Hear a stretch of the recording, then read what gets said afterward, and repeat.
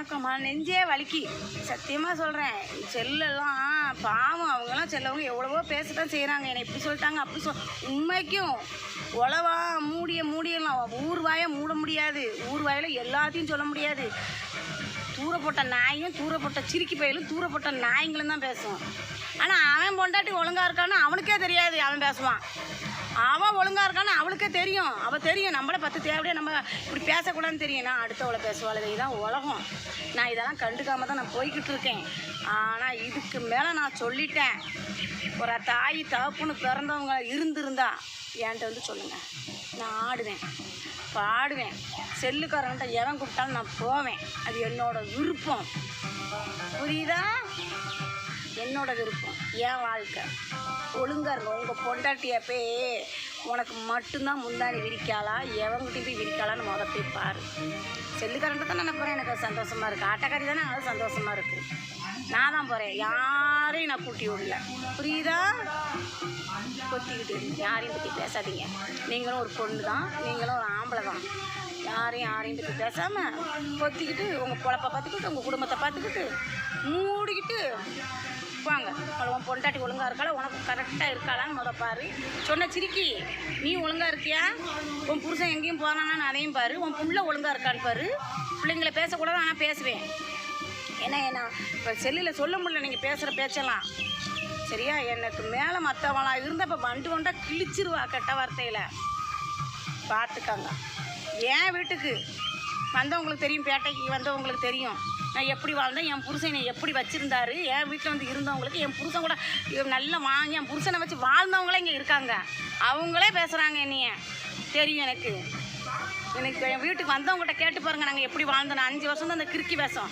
என் புருஷனுக்கு உடம்பு சரியில்லைன்னு நகத்தில் அழுக்கு இல்லாமல் நான் செஞ்ச இந்த வேலைன்னா என்னாலும் எனக்கு தெரியாது. அவங்களுக்கு தெரியும். வீட்டுக்கு வந்தவங்களுக்கு தெரியும். சாப்பிட்டுட்டு வீட்டு வேலையை பார்த்துட்டு கோயில் குளம்னு சுற்றிக்கிட்டு அப்படி இருந்தவன் நான். என்ன உழைப்புனா என்னன்னு எனக்கு இப்போ தான் தெரியும். இதுதான் உழைப்பு, இதுதான் அப்படின்னு கஷ்டப்படுறேன்னாலும் என் புருஷன் அடுத்த வீட்டுக்கு வேலைக்கு போவேன். என்னை வைக்கலை. சொந்த இதில் என் புருஷன் மாடை வாங்கி கொடுத்து நீ உழைச்சி சாப்பிடுமா அப்படின்னு என்னை வச்சுருக்காரு. அது எனக்கு பெருமையாக இருக்குது. உங்கள் புருஷன் மாதிரி உங்களை ஒழுங்காக வச்சுருக்கலான்னு போய் பாருங்கள். அடுத்த சிரிக்கையை வந்து பேசுங்க. நீ என்ன சொல்லனே தெரியல. இல்லை உன் பொண்டாட்டியை வீட்டை விட்டு வெளியே அனுப்பாமல் நீ வச்சிருக்கேல. உன் பொண்டாட்டி வேலைக்கு போகிறாள, எங்கே போகிறான்னு உனக்கு தெரியுமால?